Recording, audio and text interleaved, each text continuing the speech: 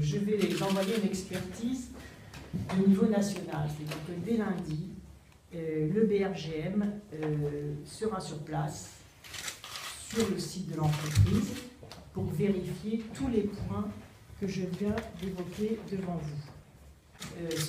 Il faut vérifier tous ces éléments.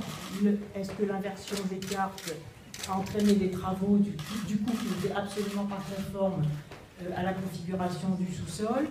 Est-ce que ce que dit l'entreprise sur ses sous-traitants effectivement fait courir un risque majeur en termes de santé publique et de pollution de l'eau, etc.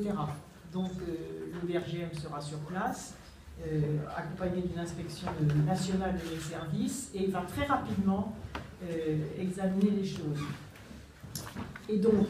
Et deuxièmement, ce que je souhaite, c'est que, comme je l'ai dit tout à l'heure, que nous attendions la décision de la Cour administrative d'appel de Nantes. Donc ces deux éléments-là sont en cours. Hein. C'est assez simple, hein, finalement, mais assez déterminé.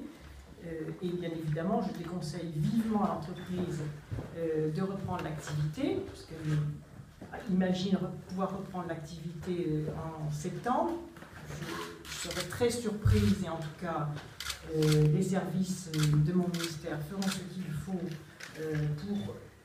puisque nous aurons d'ici le mois de septembre les premiers éléments du BRGM, et bien sûr, je prendrai toutes mes responsabilités pour protéger la santé publique et pour empêcher des risques de contamination, de catastrophes écologiques auxquelles pourrait conduire une reprise d'activité compte tenu de tous les éléments que je viens de vous donner. Bon, je n'ai pas décidé juridiquement d'un moratoire, mais il est là de fait, puisque j'envoie une inspection sur place. Le BRGM va nous dire très rapidement où sont les anomalies, s'il y en a, et quels sont les risques.